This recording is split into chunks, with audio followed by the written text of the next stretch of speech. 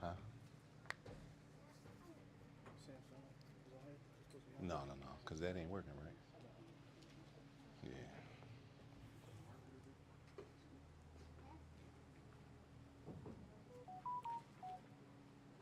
Yeah, we need a tech expert.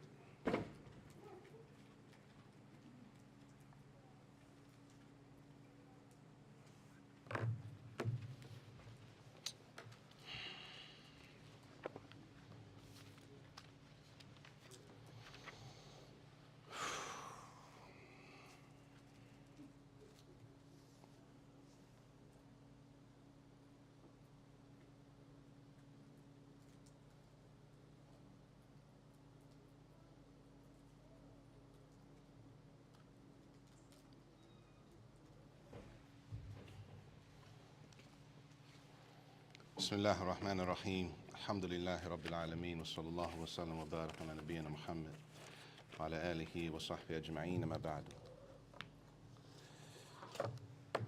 طيب.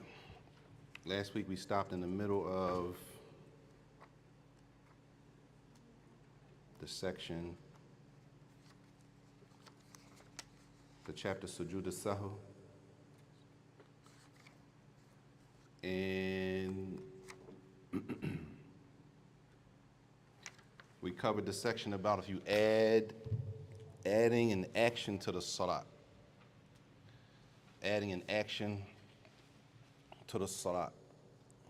Again, this whole section is summarized by the author based on the dalil, the ahadith of the Prophet ﷺ, the different situations that happened. Then the author basically summarized the ahadith into the points that we're reading from.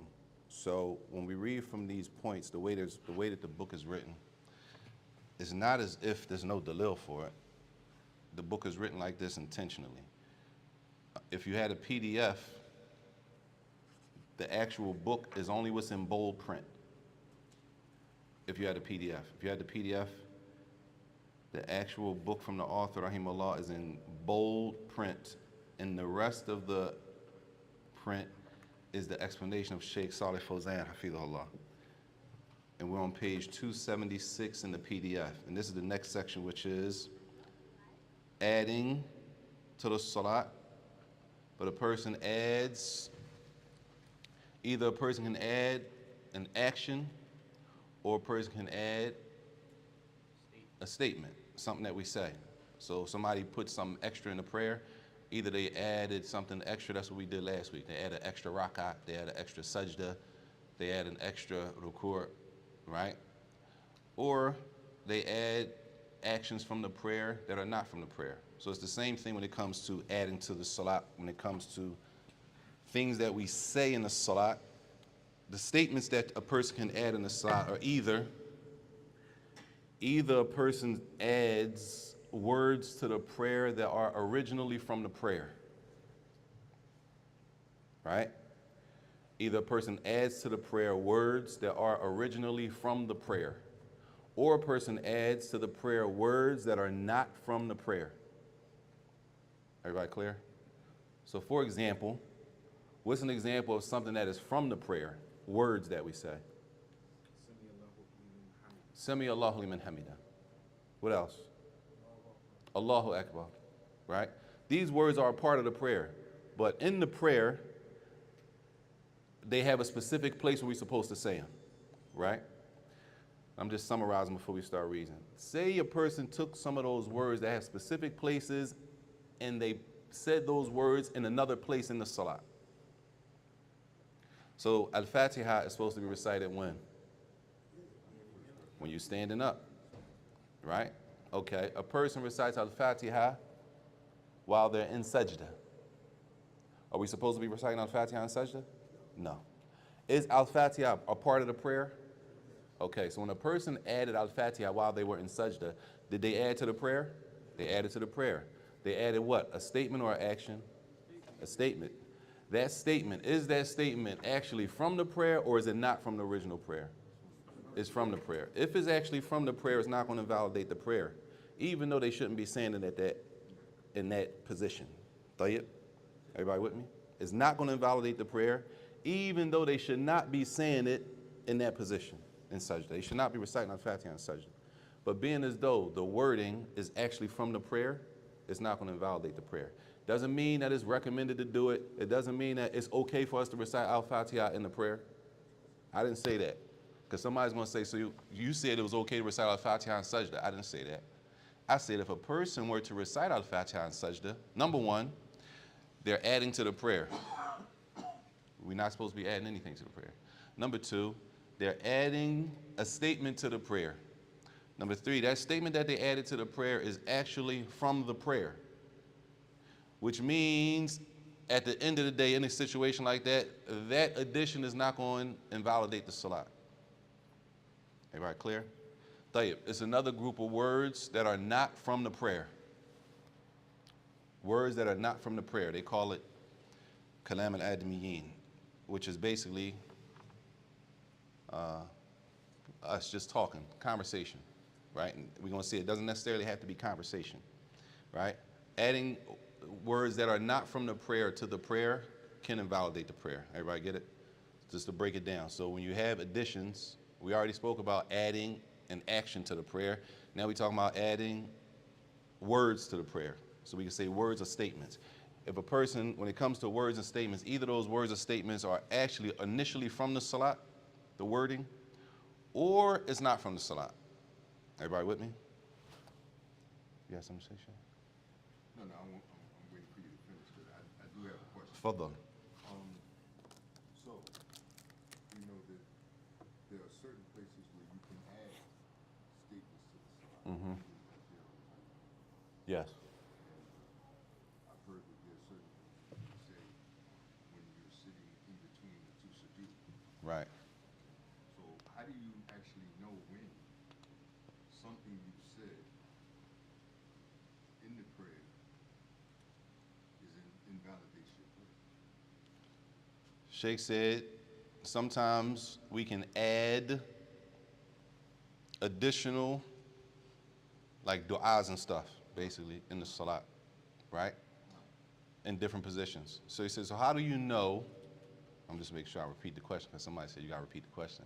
So how do you know, or how do we know when what we're adding to the prayer or we're not supposed to be, right? Invalidate tayyib.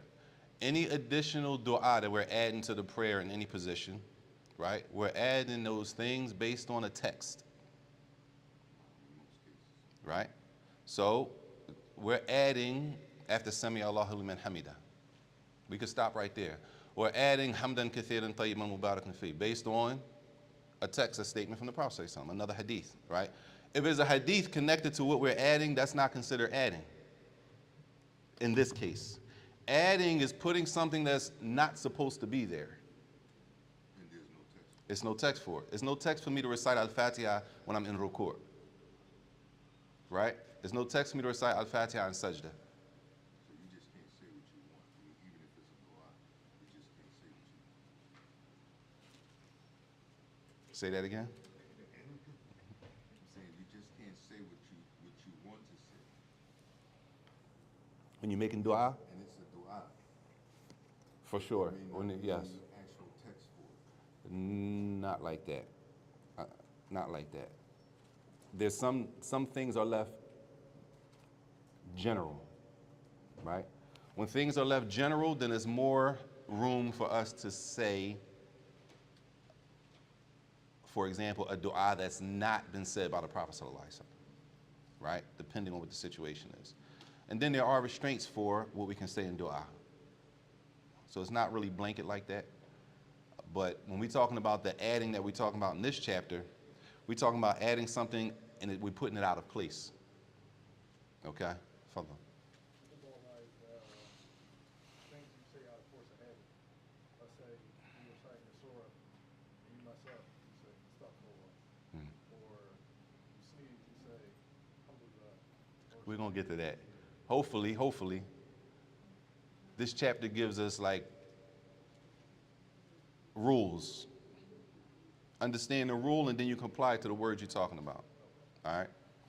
So the author, rahimahullah, says, وإن أتى بقول مشروع في غير موضعه كقراءة في سجود وقعود وتشهد في قيام وقراءة سورة في الآخرتين لم تبطل ولم يجب له السجود بل يشرع. This is the same thing we just spoke about. A person adds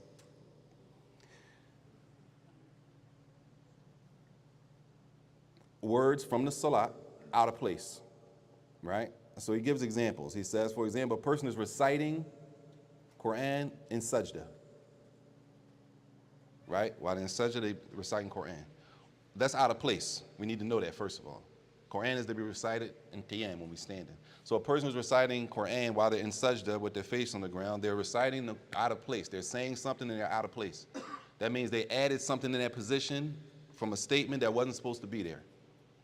Or they're reciting while they're sitting in the sitting position. Every position has things authorized we can do there and what we're not supposed to be doing there. He says, or a person does the tashahhud. I just thought about this. A person does the tashahhud while they're standing up. Is a person supposed to be doing the tashahhud while they're standing up? Huh? Well, it depends on what the salat is, because the salat of janazah, you do. We won't do the tashahhud in salat al-janazah. Well, oh, no, I'm sorry. Listen to the question. Are we supposed to recite a tashahhud standing? No. That's the answer, no. The exception is not the answer. You with me?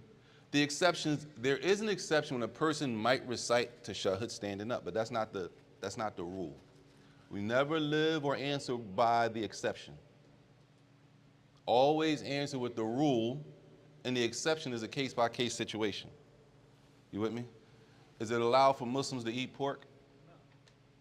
Huh? Only one person said no. See? See? Look, that's the exception. Never answer with the exception. You with me? Never answer with the exception. Nope. Let me ask you this. Let's just say we out moving around. What's your man? He gonna turn to you and say, and you're gonna tell him they order 2 bacon, egg, and cheese on a bagel. I'm just saying. No, I'm saying. They order 2 bacon, egg, and cheese on a bagel. You don't eat bagels? No, I don't eat bacon. Oh, all right. I was gonna say croissant. Cool.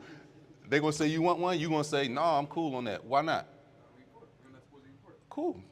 You feel me? You're not gonna say, I would eat it, but we not about to die. If we was about to, you're not gonna do all that. You're gonna say, no, I don't eat pork, I'm cool. You see what I'm saying? That's the rule. We don't eat pork. So we never gonna answer with the exception. If this was to happen, that's never the, you feel me? So now, yeah, it's possible a person recites tashahhud standing, but that's not the answer. Tashahhud while standing is out of place, right?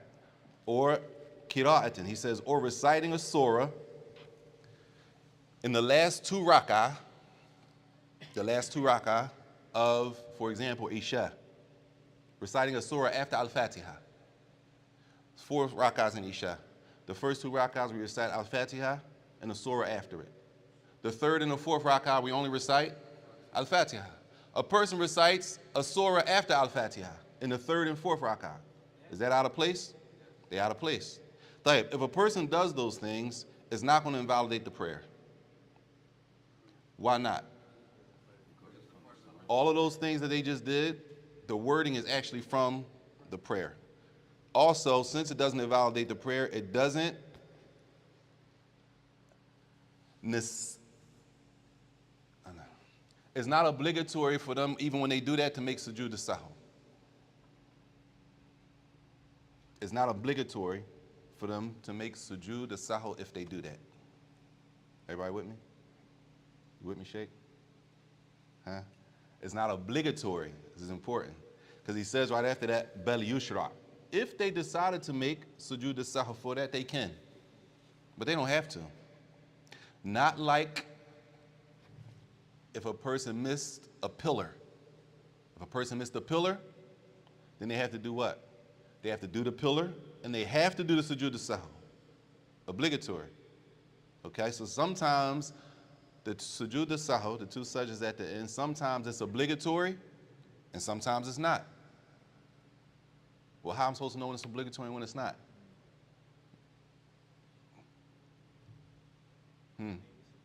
Huh? Sometimes the sujood as-sahw at the end of the salat is obligatory, wajib. You have to do it in order to fix your prayer. And sometimes you don't have to do it to fix your prayer. Sometimes you can do it if you want, or you don't have to do it.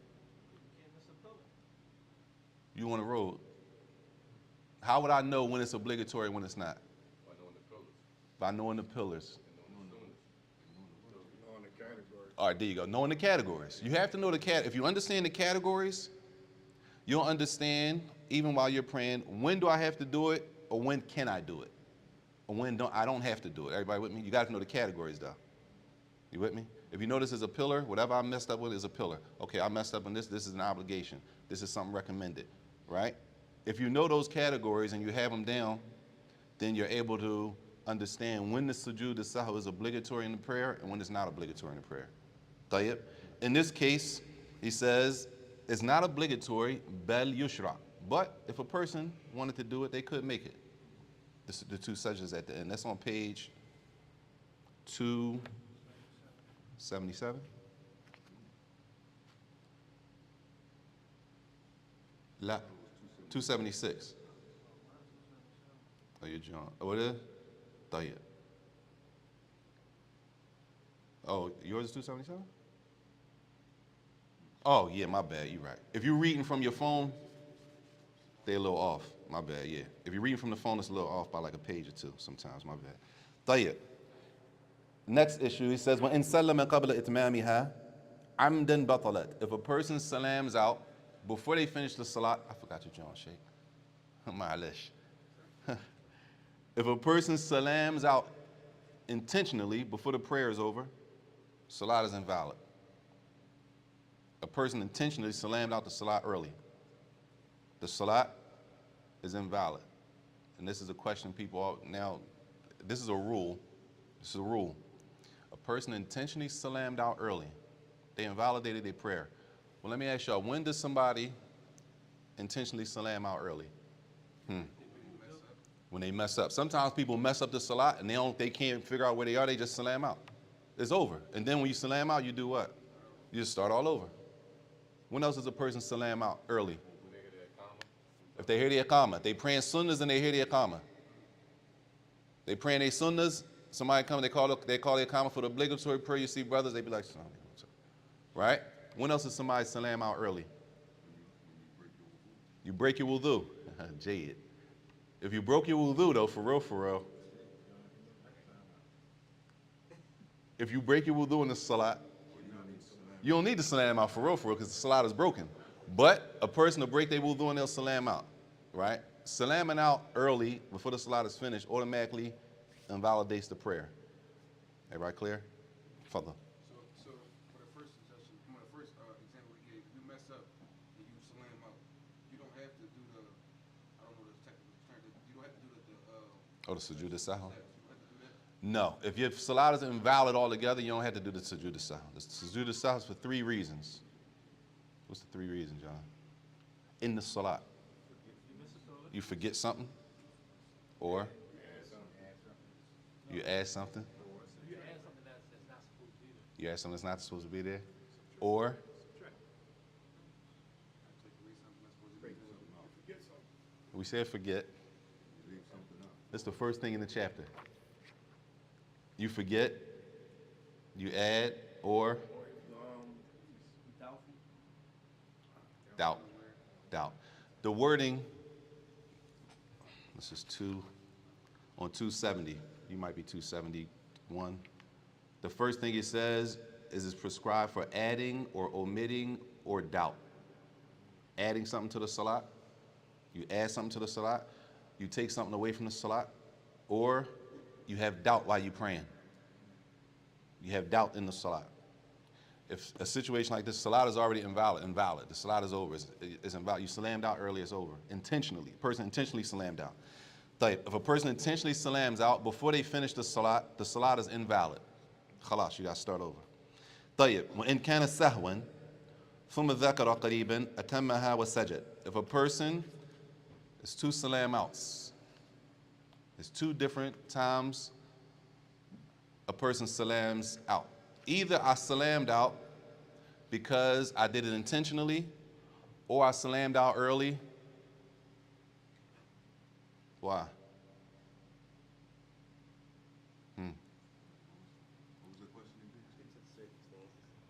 It's two reasons I might salam out. Either I intentionally salam out the salat early, or I salam out the salat early.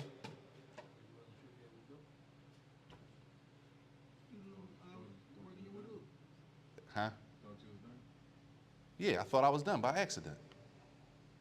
You got to categorize stuff. If you got to categorize it good. If I thought I broke my wudu, I'm intentionally salamming out. Right? So either a person salams out the salat intentionally for whatever reason, or a person salammed out the salat early, forgetfully. They thought they finished the salat and they didn't. Right? Like the hadith of the Prophet ﷺ, he's praying dhuhr and he salammed out after 2 rak'ah. He wasn't, right? Forgetfully. So either a person salams out the salat early, intentionally. They didn't finish the salat and they salammed out early. Intentionally, that does what? Invalidate the salat. A person salammed out the salat early by accident. They didn't mean to end the salat, but they forgetfully, they thought they prayed and they didn't, but it was short. The imam shortened dhuhr, whatever salat, he shortened it by accident. He salammed out early. He turned around, everybody looking at him like, yo, we only prayed 2. Right? He did it by accident. If he salams out by an accident early, and then he remembers that he salammed out early, or she, it comes to their attention they salammed out early, right? And the time that went by was close. It wasn't a long period of time by the time they remembered. By the time they figured it out, it wasn't a long, right? Everybody with me? You can't mix situations. This is one situation. You can't mix it with another situation. In this situation, a person salammed out early, they didn't finish the salat by accident. They salammed out after 2 rak'ah. It's supposed to be 4 by an accident. They noticed that they salammed out early by accident, like quickly after the salat. They sit and they say, that was only 2. That was only 2. What do? Atammaha. They stand up and they finish the salat. And then they do what? They make the sujood as-sahw at the end. Everybody clear? Basically, that means what? That means this, y'all. Adding words to the salat from, again, adding words to the salat out of place, and those words are from the salat, like we just spoke about. Does that invalidate the salat or no? That doesn't invalidate the salat except in one case. Except in one case. The only time words from the prayer actually invalidate the prayer out of place is the salams. The salams, that's going to cause a problem. All right? So what we got here? Right here we have a person salammed out early by an accident, and they realize they salammed out early shortly after they salammed out. That's the person we're talking about. What do? They stand up and finish the salat, and they make the sujood as-sahw at the end. Everybody clear?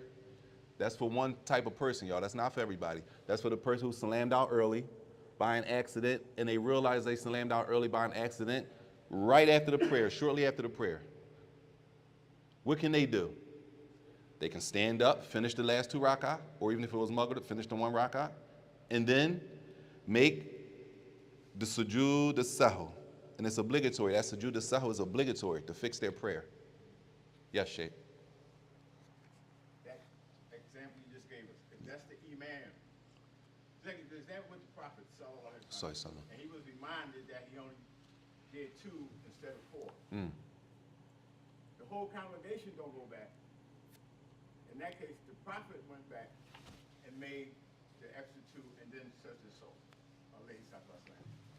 What you You know mean? what I'm saying? If the imam is leading the salat, Yes, the imam is leading the salat. he slams out after 2 when he's supposed to be making 4. He salammed out after 2. He's supposed to be making 4. Then he's reminded that he only did 2. He was reminded that he only did 2. The congregation go back with just the imam. That's my question. The whole congregation. The whole congregation. Salat is not finished. And this is important because the imam might salam out early, and the person will sit there and don't know what to do. What's the obligation? What's the obligation in salat? Follow the imam, right? All right, it's important for whoever leading the salat, brothers, wherever you are, it don't mean you're in the masjid, brother. Whenever you lead the prayer, it's your job as the leader of the prayer to know all of this. Because who's ever following you, the jama'ah that's following you, whether you in a parking lot, you at work, you over somebody's house, they tell you lead the salat, your actions, the jama'ah, you carry the actions of the whole congregation. It's heavy, ain't it? Yeah. Further. Say if you on the second rakat, and you already did the al-Fatiha, and you say Allahu Akbar, going to the next, going to the surah. Do you and you don't say the second surah that you know, is your prayer still invalid, or like is that okay? You in the first rakat or the second rakat? You in the second rakat, you recite al-Fatiha, and then you didn't say a surah after al-Fatiha. Does that invalidate the prayer? Does that invalidate the prayer? Why not? What's a sunnah? The surah after al-Fatiha is recommended, sunnah. And if you leave a sunnah or forget a sunnah, it's not going to invalidate the prayer. Jayyid. Tayyib. The next issue.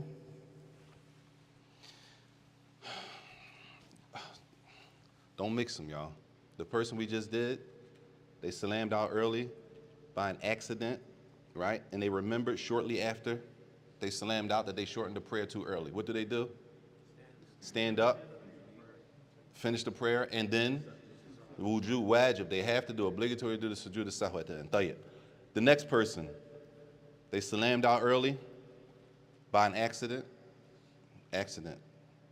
right? It says, فَإِنْ طَالَ الْفَصْلِ. This one situation, because he brought two examples back to back. And the time before he remembered was a little longer. It was some time before he remembered. Tayyib? You ready? Huh? Shake. What'd you say? It invalidates it. The time was too long. It was a longer time. The first person, the time was short. He remembered I shortened the prayer. He stands up and finishes and fixes it. The second person, they slammed out early by accident. And then too much time went by for them to complete that salat. That means that salat, when there's too much time, that salat is what? Invalid. Everybody clear? Tayyib. The next person, salammed out early by an accident. And when they salammed out, they had a conversation with the person next to him. It wasn't a long conversation, though. It was a short conversation. But what they were speaking about had nothing to do with the salat. Everybody clear? If they do that, the salat is invalid. Everybody clear? These are all different people, different situations. Further. Condition is the conversation. The problem with that one is that they're speaking in reality. If he was going to fix the prayer, as you're going to see in the next one, let's just do all four and then we can look back at the other ones, inshallah. Tayyib. It says in that case, if they were speaking about something other than the salat, even if it was a short time, it was what they were talking about was something that had nothing to do with the salat, that invalidates the prayer. Just like the author says, just like if you were to be praying and you just start having a conversation about something outside of the salat while you were praying. If somebody's praying, you're having a prayer, you're praying, and somebody did mention this. We gotta be careful, sisters, parents. I ain't gonna say only sisters, parents. You know how you be praying, kids be doing something, you're like, get over here. Right? Don't touch that. Whatever you want to say, you got to be careful. You can, we're going to get to that. Somebody reminded me of that the other day. We got to be careful when we're in the salat of what we can do and what we can't do. Tayyib is get out of here. Get off of that. Is that from the words in the prayer? Tayyib. How you going to say that to? I'm not saying good. I'm not saying don't say that to the child because the child might be about to hurt themselves. But if I do that, I need to understand what that does to my prayer. So I'm not saying if something about to happen to somebody, don't move and act like we statues and you don't see the kid about to pull a joint over on them. And then you say, I said, Abu Saajid said in the prayer that if you say something, no, I'm saying you stop the kid from getting hurt, or make sure the person don't walk into a wall or step on some glass, stop them. But all right, what do I have to do on my salat after that? I start over, or you understand what I'm saying? That's what I'm saying. That's the point. Further. Okay, suppose you don't say anything, but you reach out and grab them. Tayyib. You reach out and grab them. You know, they're doing something, they're running, you're in the salat, and you just, but you don't deviate from the qibla. Right. And, you know, He said, say you don't say anything to the child they about to hurt themselves, but you do reach out and you grab them, or you stop them from hurting themselves. We spoke about that already. You got to be able to categorize that. Where does that fall for us? Actions. What action? it's not a continuous action. Jade. It's an action. It's not from the salat. Is it continuous? And it's not continuous. So it's not going to break the salat. Right? You might want to grab them. That's assuming, y'all, I'm still facing the qibla and everything, and I'm able to do something like, you with me? And then I stop. It's not like I'm the continuous movement that we spoke about before. Tayyib, this is the next one. If a person salammed out of the salat early by an accident, and then after the salat, when they salammed out, they turn around and the people, they start talking. But what they're talking about is the salat itself. You with me? Somebody led the salat. And this goes wherever we are, y'all, not just if you're in the masjid. You lead, whenever you lead in the salat, you turn around, you finish the salat, you turn around, you look at the people, the brothers in pain, and the brothers say, that was only two. That was two? Yeah, you only prayed two. Oh. He stands up. It says right here, if it's for the benefit of the prayer, the conversation is for the benefit of the prayer, right? Everybody with me? The benefit of the prayer. We're trying to fix the salat because the imam salammed out early, right? So now when he turn around, he's going to say what? Somebody's going to say, yo, you salammed out early. Salammed out early? Salammed out. All right, that conversation we're having is for the benefit of fixing the salat. If it's for the benefit of fixing the salat, he says, in kana yasiran, a light. Not a drawn out whole thing and we arguing. Once we start arguing about it, and you want to start bringing a hadith and Sheikh this one said that, we're going to fix it, we're going to fix it. Just like the hadith of the Prophet sallallahu alaihi wasallam. They said, was the door shortened or did you forget? The door wasn't, he said, sallallahu alaihi wasallam, he said, the door wasn't shortened and I didn't forget. And they got up and they finished the salat. If it's a short, in the conversation to the benefit of the prayer, he says, lam tabtul. It doesn't invalidate the prayer. That conversation. Everybody clear? So, what's happening? It's possible, a couple different scenarios it could be. Best case scenario, and then we go down. Best case scenario, a person's leading the salat, they salam out early, they turn around, somebody corrects them. Yo, we only prayed two. That was only two? Yeah, that was only two. He stands up, whoever led the salat, they turn around, stand up, and complete the salat, and then they do the sujood as-sahw at the end. Clear? Tayyib. Next situation, a person salammed out early, unintentionally, they forgot, right? And once they salammed out, a long period of time went by. They might have sat there, did all their dhikrs, looking around at the masjid walls, just admiring the masjid. It's a nice joint, mashallah. Then they're like, Dad, did I do?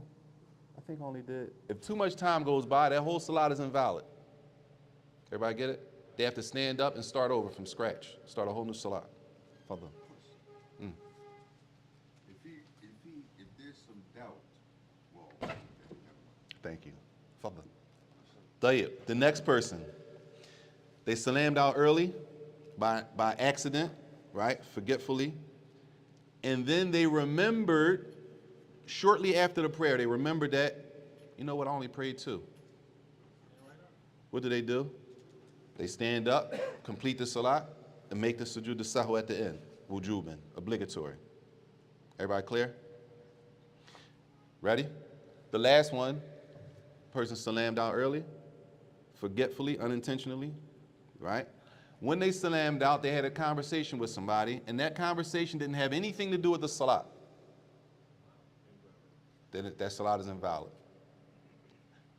That one, the last one, once they had that conversation, they compare that to the same person that's in the salat talking. You can't talk in the salat, that's going to invalidate your prayer. Well, I salamed out early, right? And then I started having a conversation, but I ain't see this brother in a minute. Mashallah, how you been? Where you been at, man? Where you going? You stand for Isha? No, I probably. You had a whole conversation about something else. Then you say, wait a minute, I think I only prayed two.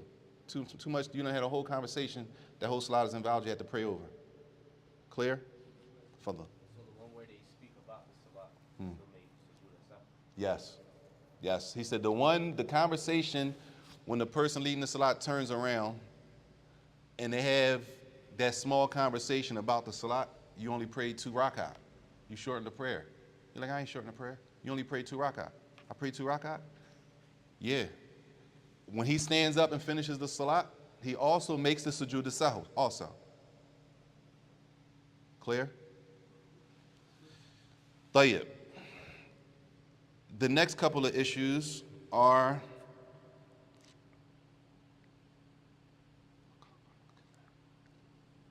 things that is probably easier to understand,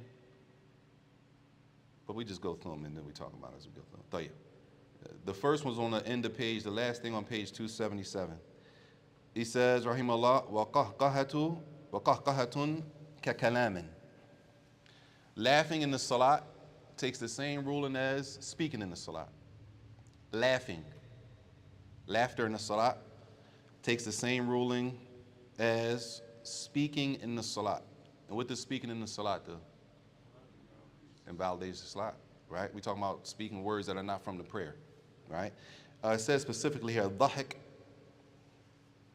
المسحوب بالصوت. طيب. If laughing is like talking, what about smiling?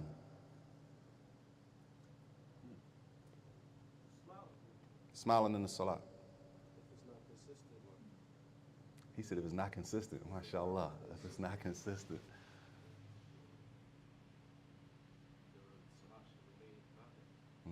If it's not consistent. That's my thing now. What if he was smiling or she was smiling the whole salat? Right? Yeah, you could be happy praying.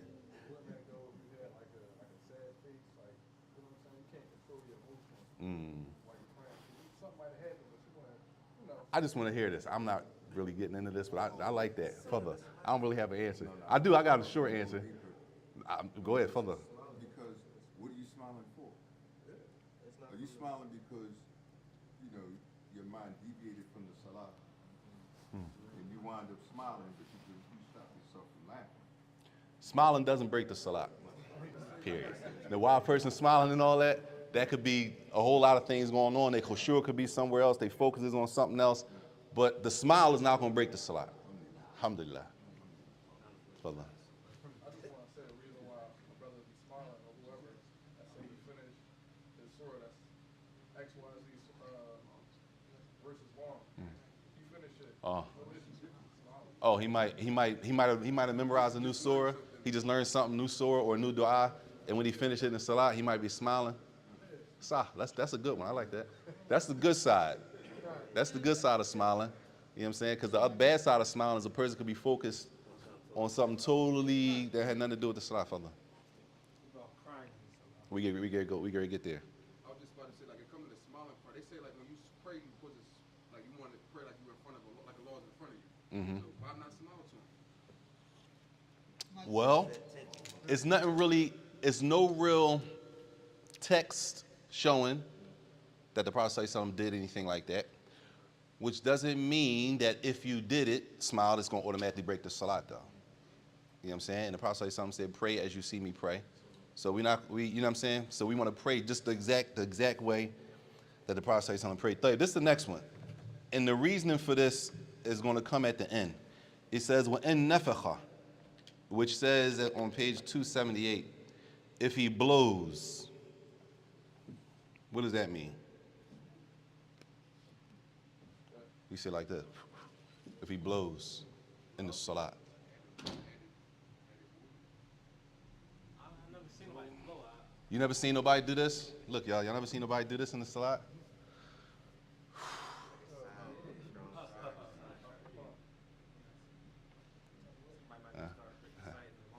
Maybe reciting the wrong surah.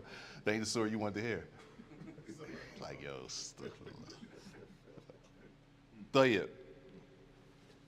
All right, the first one was laughing, right? The second one is a person makes the nafakha, they say. Right? That's number 2. Number 3, a person is crying in the salat. And they're crying not from the fear of Allah Jalla wa'ala, not out of fear of Allah.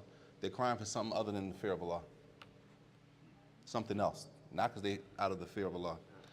The next one is, or a person, you ready? They clear their throat with no need to clear their throat. I think in here it says hems. It says he hems, H-E-M-S. That's what they translated. It says making an exaggerated noise from the throat without a need. 4 things, right? The first one, laughing. The second one, not smiling, sighing, blowing. The third one, crying, not due to the fear of Allah, crying for another reason. The fourth thing, a person is clearing their throat in the salat for no reason. How many is there? 4, right? It says that invalidates the prayer. It says, I'm sorry, I read that wrong. When they do that, especially clearing the throat, it says, فَبَانَ حَرْفًا is what it says. بَانَ حَرْفًا, فَبَانَ حَرْفًا. In the book it says, if at least 2 harfs are articulated. Which means, we're talking Arabic now, right? Explain something in Arabic. In Arabic, the letters, I say like this. I can spell this in Arabic. This I can spell. You see the sound? I can spell the sound with Arabic letters. You with me? That makes sense? You know the verse where it says, don't say the appearance uff. Sounds can be spelled out. Right? Everybody with me? That makes sense? The sound, if we was all speaking Arabic, we could take a sound and write it out and spell it out. Spell the sound. What did that sound? It sounded like this, and we can write letters in Arabic of how it sounds. That makes sense? Cool. These four things, if the sound that comes from these things, or specifically the last one, which was the clearing of the throat. If you can write 2 letters, if that sound produces 2 letters, that is going to invalidate the prayer. Why? Because in Arabic, they say that 2 letters equals talking. That's the minimum you need for speech. And if you talk in the salat, that does what? Invalidates the prayer. So now if you're making noises that are not from the prayer, right, intentionally, you don't have no reason to do that. And those noises, they equivalent to at least 2 letters if we were to write them out. See all that detail? Allah Akbar. That's going to invalidate the prayer. Clear? Intentionally. And some of the ulama differ, because some, as most people want to say, well, sometimes you can't control stuff, right? Sometimes you can't control the cough. Sometimes a person's crying, they can't control the cry. So some of the ulama have differed, especially when it comes to the blowing, the sighing, and the crying. Some have differed if that invalidates the prayer or not. Is that clear? Point being, what was to be the reasoning? Because there's other things when they say fabana harfan, if 2 letters are produced from that sound.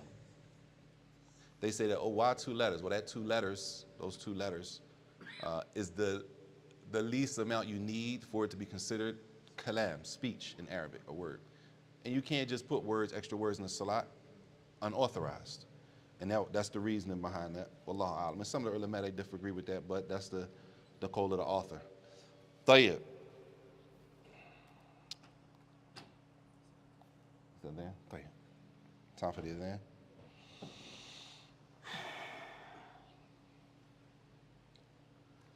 Should we do the next one?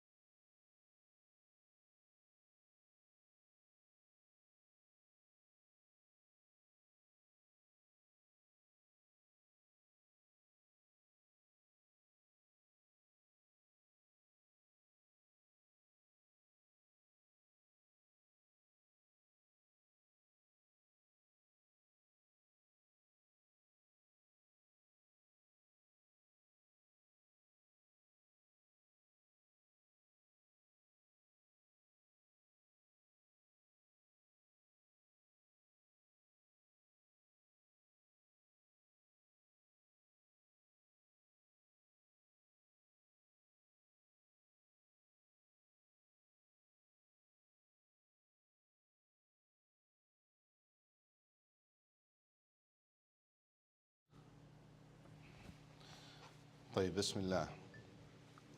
We just gonna do the last page we'll do is 280, where it says fasl, section. This is the section now. Oh, does sister have a question? It says, tell him after prayer, what if one crying?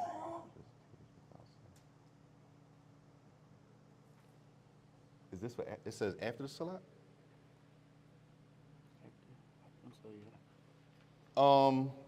It says, the question is, that's like tearing. She said, what if you're crying with no sound? If there's no sound, it's not going to be an issue, because if there's no sound, you're not producing any, as we say, you're not producing any letters. That's like if a person's eyes keep tearing. They might be sitting there and their eyes could tear for numerous reasons, right? Wallahu a'lam. Tayyib. This next section, because everything we just did had to do with adding to the salat. And this next section has to do with taking away from the salat, leaving something off. You forgot to do something. The other things we did, you added an action or we added something that we said. Now we're talking about I didn't do something, right? So the author, rahimahullah, says, and this is important now, you got to know the categories. The first thing he says, وَمَنْ تَرَكَ رُكْنًا, whoever forgets to do a pillar. There's rules when you forget a pillar, and there's rules when you forget the second category, which are the obligations. Tayyib. مَنْ تَرَكَ رُكْنًا, whoever leaves a pillar. Tayyib. فذكره بعد شروعه في قراءة ركعة أخرى بطلت التي تركه منها. This is the first situation. A person prays a rak'ah. This is important, y'all. What's important here is being able to distinguish between each situation. A lot of our problem is we consider all situations the same. We lump all the situations together in one. And then we use them like that, and we be using them incorrectly. So what we'll do is, we got a book here, a fatwa book, Fatawa, of Sheikh Uthaymeen, rahimahullah, Sheikh bin Baz, rahimahullah, one of the ulama's Fatawa. And we read the question, it's a Q&A. We read the question, and the question looks like my situation, but it's not really. It's close, but it's not really your situation. And you take that answer and you apply it to your situation. But that answer really doesn't fit your situation, but it looks real similar, and we used to lumping everything together. Are you with me? طيب, the first issue is a person that missed a pillar. In the first rak'ah, for example, they go all the way down to sajda. They're supposed to do 2 sajdas, right? They only did 1 sajda, and then they stood up for the second rak'ah. Everybody with me? That means they missed a pillar, which was the sajda, the second sajda, right? طيب, this is the situation. They remember, once they stand up for the second rak'ah, فَذَكَرَهُ بَعْدَ شُرُوعِهِ فِي الْقِرَاءَةِ. He starts to recite, or she starts to recite Al-Fatiha. You with me? طيب. Once they start reciting Al-Fatiha, that first rak'ah is invalidated. It doesn't count. That whole first rak'ah doesn't count. What did they miss in the first rak'ah? A sajda. And the sajda is a pillar. It could have been a ruku'. It don't have to be, that's why I said you have to know if you know the categories, if you miss a pillar, this is just an example of the pillar, right? That's why the author didn't say sajda. I'm just using sajda as an example. The author said, "Man taraka ruknan," whoever leaves a pillar, any of those pillars, and then they go to the next rak'ah. Once they start the next rak'ah, they stand up for the next rak'ah, they start to recite. Once they start reciting, that first rak'ah that they did where they missed the pillar is invalid. Everybody clear? That means the rak'ah that I'm standing in now is what number? 1. That's number 1. The first one didn't count. Why didn't the first one count? You missed the whole pillar. Fadl. So, if he doesn't begin reciting, We didn't get there yet. I'm glad you said that though.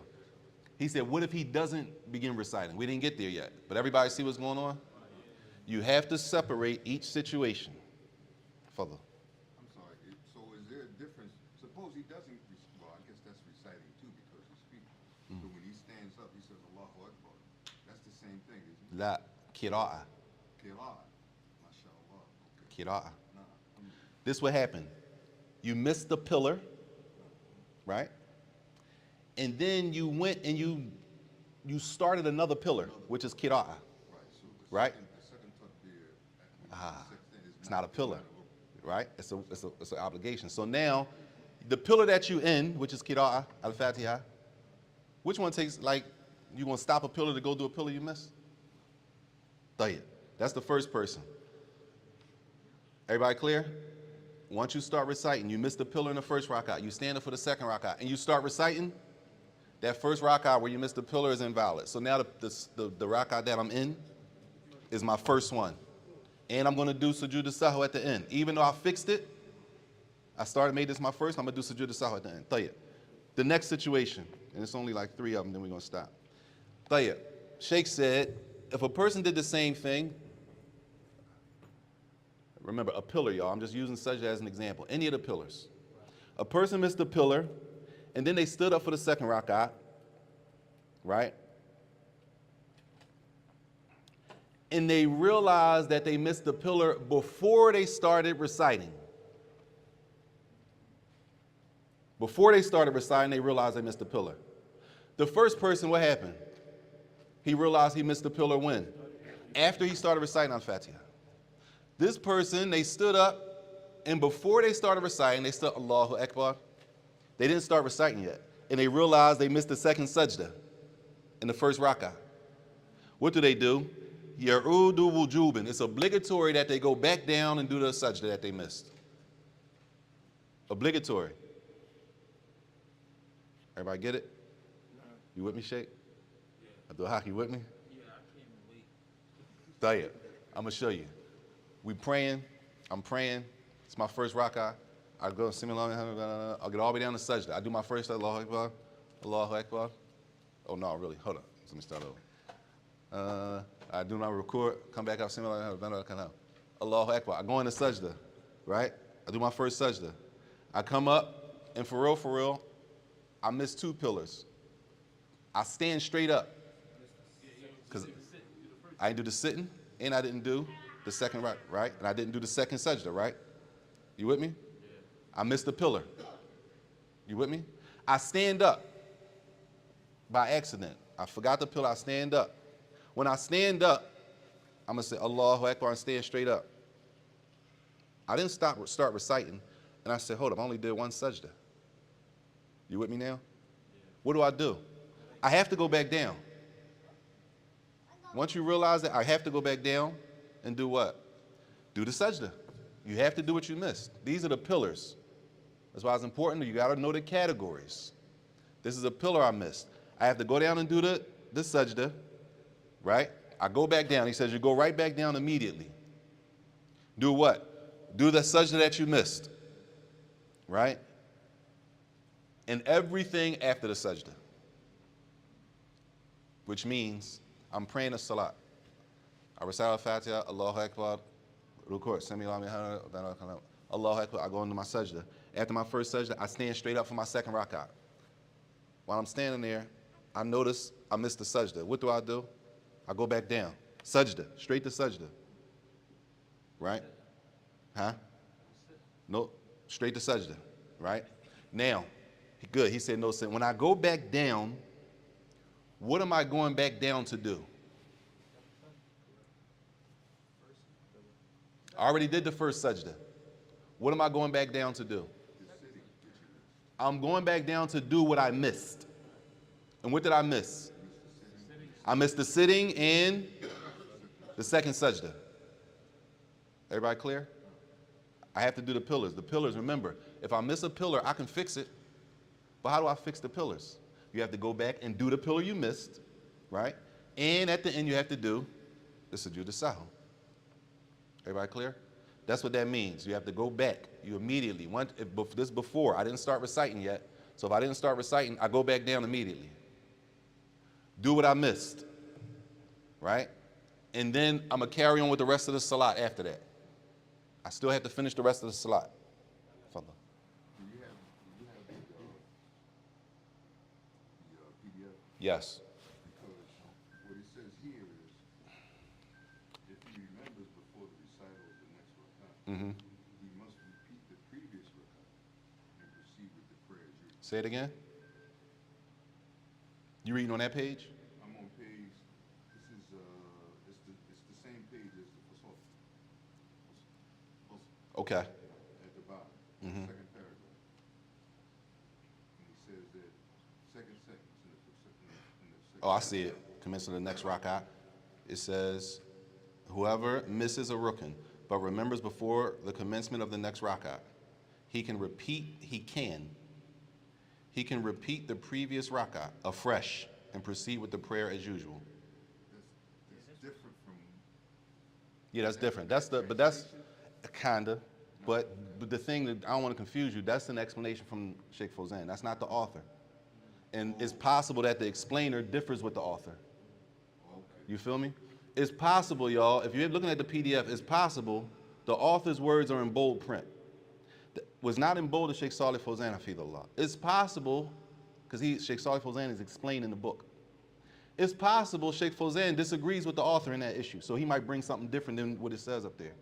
And it could be confusing. So that's why we just want to stick to what the author says, and then once we understand that, if somebody else says something different, it'll be clear. Oh, so you're saying the opposite of what he said. You understand what I'm saying? So it's possible the author Sheikh Fawzan could be going against him, and it could be a translation issue. Further. So when you stand straight up after your first sajda, you say Allahu Akbar, stand up. Then you realize you miss it. Do you say Allahu Akbar and go right back down? You don't have to. None of that, because none of that counts. Okay, I got you. When I missed that sajda and stood straight up, none of that's going to count as long as I didn't start reciting. The most important thing when I missed that pillar and I stand up, the most important thing now is, did I start reciting or no? If I didn't start reciting, what do? Go back down immediately and fix my salat. I missed the sitting and I missed the second sajda, and then I finish the prayer. That's for the person. There's only pillars. We're not going to do if I miss an obligation. The last one, he says, when alim about the salam, fatarki raka kamila. If a person, remember this is only if I missed the pillar. Say that second sajda, right? It's the first rak'ah. The second sajda in the first rak'ah, I missed. Everybody with me? All right. I'm praying Dhuhr. Allahu Akbar. Allahu Akbar. Sami Allahu Muhammad. Allahu Akbar. I go down for sajda. My first sajda. After my first sajda, I get up from that sajda and stand straight up to my second rak'ah. Right? I start reciting my rak'ah. I do my whole salat. And in reality, I missed the sajda when? In the first rak'ah. I finished my whole salat. And then he says, I salam out the salat. Assalamu alaikum wa rahmatullah. Assalamu alaikum wa rahmatullah. Then I say, I only did one sajda in the first rak'ah. I remember when. When did I notice? I noticed after the salam. After I salammed out, I noticed. Where does that leave me? I owe that whole rak'ah. That whole first rak'ah didn't count. So even though I salammed out, it's as if I only prayed 3 rak'ahs. That means I owe a whole rak'ah. Everybody clear? And the same rules going to apply from before. Timing and all that. I'm sitting there. Damn, I only prayed 3. Hold on. No, I missed the sajda. I got to stand up. And you can't just make a sajda at that point. That whole rak'ah doesn't count. But that invalidates the salah, right? What? If you go out of the time limit. So you missed the pillar, right? And now, so that rak'ah is deficient. That rak'ah is not valid. Time lapsed. That'll be a whole nother problem. If the time lapsed, that will be a whole nother problem. So the salat is not. Yes, that would push me to have to pray all over again. Meaning, say I salammed out, I missed the first rak'ah. The second sajda in the first rak'ah. I didn't notice though until I finished the whole prayer. Assalamu alaikum wa rahmatullah. Assalamu alaikum wa rahmatullah. 2 things. I'm sitting there, I say, I only did one sajda the first rak'ah. What do I do? That means I only prayed 3. That whole rak'ah don't count. I got to pray a whole nother rak'ah and then just do the sahu. Or I'm sitting there, I might start talking to somebody. Then I'm like, hey, hold on. It seemed like, I think I missed the sajda. Now the whole prayer, too much time you done spoke about, you done had a whole conversation. Now the whole prayer is invalid. Everybody clear? That's if you miss a pillar. And the rules are slightly different if you miss an obligation, but we're not going to do that today because that's going to be overkill. Fadl. Say, all right, we doing Isha, we run 2 rakats. Will we forget to do tashahhud? Straight up. We ain't get there. Actually, but you know what? That's actually the next line. But the tashahhud. Which one you talking about? The first one? It's not a rukn. So that's going to fall under the next category. The next thing we're going to pick up on is what if I miss an obligation? And the first example they use is the first tashahhud. Isha has 2 tashahhuds. I missed the first tashahhud. That's the first example that's used. But we're not going to go in there because that's going to be too much detail. So we can stop there unless there's any questions. 1, 2, 3. Fadl. So at any time when you making such a tasahhud after the taslim, right? Do you have to make the takbir to enter back, or can you just, like you said, stand and then go? Say that again. So after the taslim, regarding such a tasahhud, Sujood as-sahw. do you have to make the takbir? So when you stand, when you remember and you stand, you say Allahu Akbar and then go into making the pillar over or whatever you have to do. He said, when I don't even know how to make the question, but let me say this. Whenever you fix the salat, this is the most important thing. When it's a pillar, you have to fix what you missed. Pillars. Because remember, the rule for a pillar is, if I want to fix the salat when I miss the pillar, right? The rule for a pillar is I have to go back and do the pillar.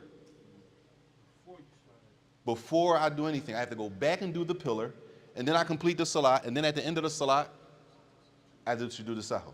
That's not the rule for an obligation. If I miss an obligation, I don't have to go back and do the obligation. But I do have to do the sujood sahur at the end. So depending on the situation, it's going to depend if I'm going to make the takbir or not. You feel what I'm saying? Everything depends on what I missed. That's why it's for the person to be able to categorize everything, as they say, in real time. You see what I'm saying? Because it's going to depend. Further. As far as adding statements to the salah and sujood, when you're making dua, like your own dua, it's in English, is that okay? Did we mention the things that you're not supposed to ask for in dua? I missed the question. Not today. He said the thing that you're saying in dua, he said when a person's making dua, right? Basically, is that adding to the salat, basically. He said basically is when you're making your own dua, meaning it's not a dua that we memorized from the hadith of the Prophet ﷺ. But a person is in dua and they're asking for something, right? He said, is that basically adding? That's the question? Is that adding? Not necessarily because of text, hadith, that say things like, this is not a statement of the Prophet ﷺ. Kama qala alayhi salatu wasalam. They say things like, ask for what you like to ask for. That's general, which gives us the authority to ask for things without using the actual hadith of the Prophet, the actual dua. So the hadiths of the Prophet that say, for example, ask for what you want to ask for. That's a pass for you to make your own dua, if that makes sense. So that's not considered adding. Why it's not considered adding? Because he gave us the authority to do that. The adding we're talking about when it comes to words is we don't have the authority to recite surahs when we're in ruku'. We don't have the authority to do that. We do have the authority to say after Sami Allahu liman hamida, it's other du'as that the Prophet ﷺ mentioned, as mentioned in the Sunnah, to say after we say Sami Allahu liman hamida. So if a person said Sami Allahu liman hamida, Rabbana wa lakal hamd, and they stop there, that's fine. If a person said Sami Allahu liman hamida, Rabbana wa lakal hamd, hamdan kathiran, tayyiban mubarakan, that's fine. Why? Because we have text to say we can do that. So that's not adding. Adding is when I come and I add something that's not supposed to be there. Sami Allahu liman hamida, Rabbana wa lakal hamd. Kul huwa Allahu ahad, Allahu samad, lam yalid wa lam yulad wa lam yakul lahu kufuwan ahad. Allah. Qira'at as-surah is not a place for that. So I shouldn't be doing that. And even though it's not, right? If the wording is from the salat, it's the same issue we spoke about. From He said he brought up saying it in English though. So what is that like? He said, "Say you're right, Sa." He did say saying it in English. Because I think instances where a person he wasn't supposed to be doing it, but he would pray the whole prayer in his native tongue, Tayyib. and not in Arabic. Why? Well, that's important. It's important to know why. Yeah. So I don't know, but that's different. It's important to know why a person is saying something in their language that's not Arabic in the salat. Before we start, because if a person, let's just say, a person who shahada, they don't know what are they supposed to do? No, in the salat. They want to make dua in the salat. They don't know. A person, the most of the Muslim world, y'all are not Arabic speakers. So whatever language they speak, right, it's not Arabic, whatever it is. Our language is English. So now the question is, okay, if a person makes dua in their language, which means that they're not using the actual wording of the hadith of the Prophet, because the wording in the hadith is in Arabic. Everybody clear? The wording in the hadith is in Arabic. Number one, we have the pass to make dua outside of the words in the hadith. That's number one. Number two, in the languages, inshallah, khair, Allahu a'lam. I had to do some research on that and get with y'all next week on that. But I remember reading that a few times, that it wasn't a problem with it. But a lot of times we ask questions like this, and a lot of times it's based on as we say, it's case to case. If you have the ability, just like in nikah, if you have the ability to pronounce the Arabic words, you should pronounce the Arabic words. But then there are people who don't have the ability. If they don't have the ability, where does that leave them? You see what I'm saying? So now it's difficult to make statements and say, yeah, just go ahead and do it in English. No, I'm not saying go ahead and do the whole slide in English. Based on it's a situational thing. Right? And even if a person didn't know Arabic, if we could teach them one word to say from the hadith of the Prophet, say something, that's better. If they get to a point where there's nothing to do, feel Allah to the best of your ability. And know the things that will, especially when we're dealing with new shahadas and stuff like that, brothers, sisters, they're not going to get everything the first time you show them. We have to be responsible enough when we're dealing with new shahadas. Brothers and sisters, we have to be responsible enough when we're dealing with new Muslims that when it's time to pray, we give them the most important things for their prayer at that point. They're not going to get all of the sunnahs and they're not going to get everything down that quick. So in that case, what are we supposed to do? Give them the most important things. What are the most important things, y'all? The pillars, right? And now that don't mean you got to run down, but make sure you say all the pillars. I'm just saying, let's put it into practice, right? If it's a new shahada here, how can you get the new shahada to make sure they do all the pillars in the salat? We get ready to pray Isha. It's a new shahada right now. This is their first salat. How can we make sure they do all the pillars? Tell them to follow. And make sure they know to say two things, right? Did you know the Allahu Akbar and the salam out, right? Because remember, the pillars for the majority are movement. We praying in Jama'ah. What about Al-Fatiha? The Imam's Al-Fatiha is the Jama'ah's Al-Fatiha. We got to be like, you know what I'm saying? That's what the knowledge is for. This deen is easy if we make it easy. If we don't know what we're doing, we're going to make everything difficult. Trying to tell a brother and all this stuff before the salah, it's not going to work. It's not even realistic. So for the dhikr and tashahhud and all that, like, he's limited to what he know, right? Well, it's another hadith about what he can say for that. Hopefully, he can even remember that. There was a brother here last week. Yeah, my man was here last week. He asked me what I was saying when I was saying the tashahhud. He said, was that another prayer? I'm like, A new shahada? Yeah. He didn't he's not going, brand new. So some stuff he's not going to get it right now. We got to pray right now.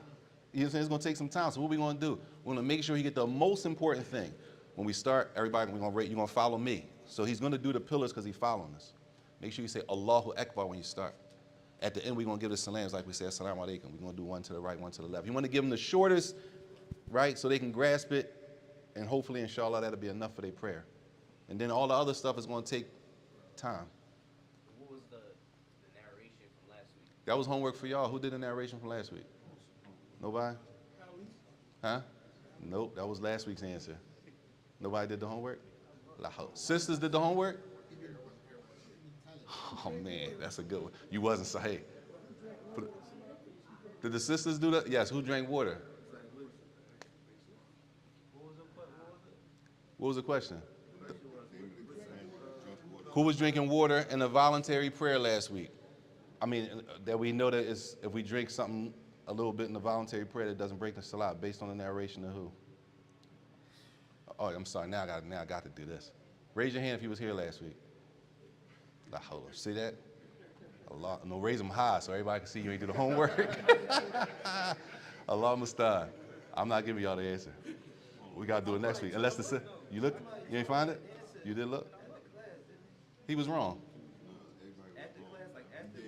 What did he tell you? No, I think they told you. Like, No, he was wrong. Again, that was 3 strikes. He's done. He was done 3 times. Yeah, he told me another answer that was wrong. That was a thing. It was a third answer. Yes. The sisters don't have the answer either? Voluntary, because that was the issue, voluntary drinking. No, sisters? So that's like 15, 20 people, no homework. Whoever was here last week knows the question. Any sisters over there that were here that was here last week? Wa sallallahu wa sallam wa barak ala nabiyyina Muhammad. You thought that question was for the brothers? No, that question's for everybody. We had an issue of what? We had an issue of who drank and a voluntary prayer. Because the author mentioned that if you drink something light, a little drink in a voluntary prayer, sunnah prayer, that it doesn't break the salat. What's this? Bottom No. What's that say? Mikdad ibn Aswad. La, that's not it. And if you have it, bring it next week, inshallah. I'm referring to a narration. All I said was narration. People start specifying Sahaba and stuff like that. I said the narration. Fadl Jabril, you the last one. The time for fixing the, right. So let's say, maybe a question. Let's say my identifies the mistake in the salat. Mm. And that's the main conversation. We don't talk about nothing else. Fire alarm goes off. It's an emergency evacuation, right? Yeah. Does that time, I'm with you, yeah. Fadl. time, This is a good one. that time period, right, is outdated. So they have to, can they, right, yeah, so can they make sujood as-sahw or correct the mistake? Can the imam correct the mistake and then make sujood as-sahw at the end, or do they have to revisit the entire salah? They evacuated for a fire? Or yeah, anything to stay alive. Damn. Or is it emergency that's Good. an emergency? We real. Islam is real. I'm glad you said that. He said anything to stay alive. We're real. This deen is real. Stay alive and then pray later. Stay alive and pray later. The imam made a mistake in the middle of us trying to fix the salat, the alarm go off, emergency evacuation. What we gonna say? No, don't move, everybody. We gotta fix the prayer. No, Islam is real. We have the nafs takes precedence. Protecting us and our life is gonna take precedence over fixing the prayer, which more than likely we have time. Ain't like the prayer about to go out. We can go outside, go across the street and pray anywhere else and fix the prayer and even pray over. Inshallah wa sallallahu wa sallam.